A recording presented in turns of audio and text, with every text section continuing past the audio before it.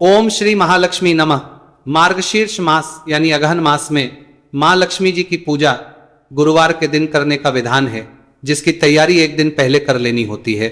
और इस बार साल 2025 में मार्गशीर्ष मास, जिसे अगहन मास भी कहते हैं, 6 नवंबर दिन गुरुवार से प्रारंभ हो रहा है और अगहन मास की समाप्ति भी गुरुवार के दिन ही होगी। 4 दिसंबर गुरुवार को अगहन का महीना समाप्त होगा और इस बार अगहन मास में गुरुवार के दिन जी की पूजा करने के लिए 5 गुरुवार प्राप्त हो रहे हैं, जिनमें पहला गुरुवार 6 नवंबर को रहेगा, दूसरा गुरुवार 13 नवंबर को, तीसरा गुरुवार 20 नवंबर को, चौथा गुरुवार 27 नवंबर को और 5वां और अंतिम गुरुवार 4 दिसंबर को रहेगा, जिस दिन मार्गशीर्ष पूर्णिमा रहेगी। इस पवित्र मास में महालक्ष्मी जी की पूजा की जाती है, महालक्ष्मी व्रत रखे जाते हैं। ऐसे में कुछ श्रद्धालु तो केवल मार्गशीर्ष मास की गुरुवार के ही व्रत रखते हैं, तो कुछ लोग इस दिन से व्रत प्रारंभ करके पूरे साल तक रखते हैं, या कुछ लोग केवल 8 गुरुवार करते हैं मार्गशीर्ष मास में, जितने गुरुवार पड़े उसके बाद पूरी 8 की संख्या में व्रत पूरे करने के बाद उद्यापन करते हैं। तो सभी की अपनी अपनी श्रद्धा है और उसके अनुसार आप व्रत का पालन करें। अब जान लेते हैं पूजा विधि के बारे में। तो महालक्ष्मी जी की पूजा करने के लिए आपको यदि हो सके तो पुरोहित जी के माध्यम से पूजा करानी चाहिए। तो इस पूजा को आप खुद से भी कर सकते हैं, किसी ब्राह्मण या पुरोहित को बुलाने की भी आवश्यकता नहीं है। आप अपनी भक्ति, अपनी सामर्थ्य से पूजा कर सकते हैं, लेकिन पूजा की तैयारी आपको एक दिन पहले से ही कर लेनी होती है। जैसे कि महिलाओं को सिर से स्नान एक दिन पहले कर लेना चाहिए, क्योंकि गुरुवार का दिन होने के कारण साबुन, तेल, शैम्पू आदि का इस्तेमाल नहीं किया जाता है। साथ ही एक दिन पहले ही घर को गोबर से लीप लीजिए और गीले कपड़े से पोंछ सकते। एक दिन पहले ही शाम के समय तक आप अपने घर के मुख्य द्वार पर रंगोली या फिर चावल के आटे से आदि बना सकते हैं। मां लक्ष्मी जी के चरण चिन्ह बना सकते हैं और चरण चिन्ह घर के भीतर की तरफ इस दिन दहलीज पर भी पूजा की जाती है। घर के मुख्य दहलीज पर आप रंगोली आदि सजा सकते हैं। इसके बाद गुरुवार के दिन ब्रह्म मुहूर्त में उठकर स्नान करें और स्नान के जल में आंवले का चूर्ण या हल्दी पाउडर मिलाकर फिर करें और साफ हल्के गुलाबी, पीले या लाल वस्त्र धारण करें। अब एक चौकी की स्थापना करें।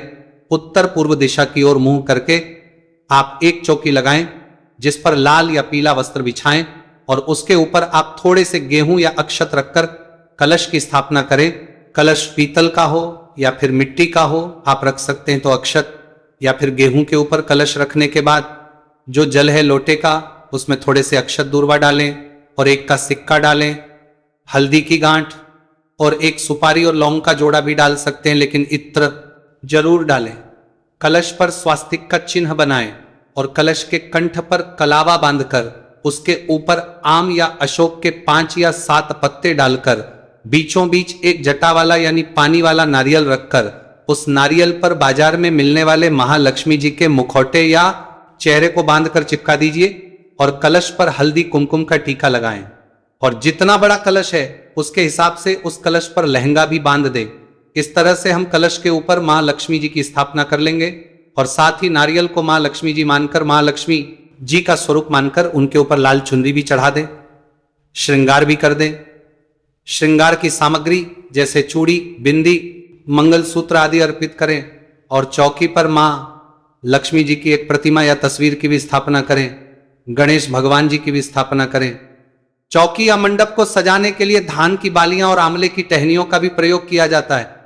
इसके अलावा मंडप या चौकी के चारों ओर सुंदर रंगोली भी बना सकते हैं और गंगा जल का छींटा देकर भगवान गणेश और मां लक्ष्मी जी को स्नान का भाव कराने के बाद धूप दीप जलाएं और उत्तर दिशा की तरफ मुंह करके आपको हाथ में थोड़े जल और पुष्प लेकर व्रत रखने का संकल्प लेना चाहिए। आपको जितने भी करने हो उतने व्रत का संकल्प आपको पहले दिन ही लेना होता है। अब ओम श्री गणेशाय नमः कहने के बाद आप आचमन करें। सबसे 4 भी आपको हाथ में तुच्छ निगाह पहले हाथ में, दाहिने हाथ में थोड़ा सा जल लेकर ओम केशवा नमः फिर आचमन कर लें। ओम नारायणाय नमः कहकर जल का आचमन करें, यानी दाहिनी हथेली पर 1 बूंद जल लेकर उसे आपको ग्रहण करना है, उसका सेवन करना है। फिर तीसरी बार में ओम माधवाय नमः कहकर आचमन करें। 3 बार आचमन करने के एक बार फिर से ओम गोविंदाय नमः कहकर अपने दोनों हाथ धो लीजिए। अब मां लक्ष्मी जी को एक पुष्प की सहायता से जल का छींटा देते हुए स्नान का भाव करें, फिर उन्हें हल्दी कुमकुम लगाएं, ताजे फूलों का हार अर्पित करें, यदि हो सके तो कमल का पुष्प अर्पित करें, धूप दीप जलाएं और मां लक्ष्मी जी के मंत्रों का जाप करें, कथा का श्रवण करें। सबसे अंत में श्री लक्ष्मी चालीसा का पाठ करें, मां लक्ष्मी जी के नमन अष्टक लक्ष्मी नमन का पाठ करें। धन सुख समृद्धि की कामना से श्री कनकधारा स्तोत्र का पाठ करें या सुने और सबसे अंत में कपूर जलाकर आरती उतारें और फिर सच्चे मन से मां लक्ष्मी जी को प्रणाम करें और फिर भोग लगाएं। सुबह के समय आप फलों का या दूध से बनी मिठाई का भोग लगा सकते हैं। शाम के समय एक बार फिर से पूजन करें और यह पूजा शाम की सूर्यास्त से पहले पहले तक कर लेनी चाहिए। यदि समय हो तो दोनों ही समय आपको कथा का पाठ करना, नहीं तो शाम के समय आप धूप दीप जलाकर महालक्ष्मी जी की पूजा करें और मां लक्ष्मी जी को सात्विक भोजन का या खीर का भोग लगाएं। इसके अलावा इस दिन 18 पूरियां बनाकर उसको खीर या हलवे के साथ में मां लक्ष्मी जी को अर्पित करके एक हिस्सा गौ माता के लिए निकालकर, एक हिस्सा छोटी कन्या के लिए निकालकर और छोटी कन्या को खिलाने के बाद में यदि आप गुरुवार के व्रत में अन्न ग्रहण कर लेते हो तो आप इस रूप में ग्रहण कर सकते हैं, नहीं तो इसे प्रसाद रूप में अगले दिन भी पालन करते समय ग्रहण किया जा सकता है। जो लोग किसी भी प्रकार का अन्न गुरुवार के व्रत में नहीं खाते हैं वो केवल फलाहार करें या दूध का सेवन करें। नमक का सेवन मां लक्ष्मी जी के व्रत में वर्जित बताया जाता है, लेकिन ऐसे बहुत से श्रद्धालु हैं जिनकी श्रद्धा होती है व्रत रखने में, लेकिन नमक का सेवन जिनके लिए बहुत ज्यादा जरूरी हो वो सेंधा नमक से बना हुआ फलाहार कर सकते हैं। जो भी भोग माता रानी को लगाएं उसे आप परिवारजनों में प्रसाद रूप में जरूर बांटें। गौ माता का हिस्सा यदि हो सके तो उसी शाम को खिला देना चाहिए, नहीं तो अगले दिन भी आप गौ माता को उनका हिस्सा अर्पित कर दें। जिस चौकी की आपने स्थापना की है, जो कलश की स्थापना की है, बहुत से लोग तो पूरे अगहन मास में इस चौकी को अपने घर पर स्थापित किए रहते हैं, जिनके घर में नियमों का पालन होता है, क्योंकि गुरुवार का व्रत रखने वाले भक्तों को लहसुन प्याज का सेवन नहीं करना चाहिए। जिनके साथ ऐसा करना संभव ना हो तो वो लोग अगले दिन सुबह स्नान करके चौकी हटा सकते हैं और चौकी हटाते समय आप कलश को हटा दीजिए, कलश के ऊपर लगाए गए पत्तों का विसर्जन कर दीजिए, जिसे घर में ही पौधों में गमलों में लगा सकते हैं। जल को भी इसी तरह से आप घर के सभी हिस्सों में मुख्य द्वार पर छिड़कने के बाद में आप उसका बचे हुए जल का विसर्जन घर के ही पौधों में कर सकते हैं।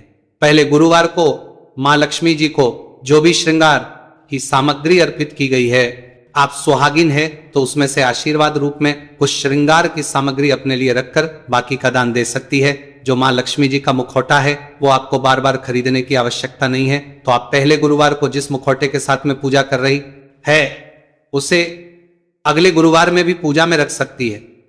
जो नारियल आपने स्थापित किया है उसे चाहे तो आसपास के मंदिर में रख सकते हैं या फिर आप उन्हें बहते हुए जल में प्रवाहित कर सकते हैं। बहुत से लोग इस नारियल को जो पहले गुरुवार को स्थापित किया है उसे अपने घर के मुख्य द्वार पर लाल कपड़े में लपेट कर रखते हैं ताकि घर को हर बुरी नजर से बचाया जा सके। और अन्य गुरुवार को भी आप इसी प्रकार से नियमों का पालन करें, हर गुरुवार को हो सके तो महालक्ष्मी जी को कोई विशेष प्रकार का भोग प्रत्येक गुरुवार को अर्पित करना चाहिए। अगर किसी गुरुवार को आप खुद से पूजा ना कर पाए, किसी कारण से अशुद्धि होने के कारण, तो परिवार के अन्य सदस्य भी आपकी जगह पर पूजा कर सकते हैं। माता लक्ष्मी आपकी हर मनोकामना को पूरा करें। जय मां लक्ष्मी।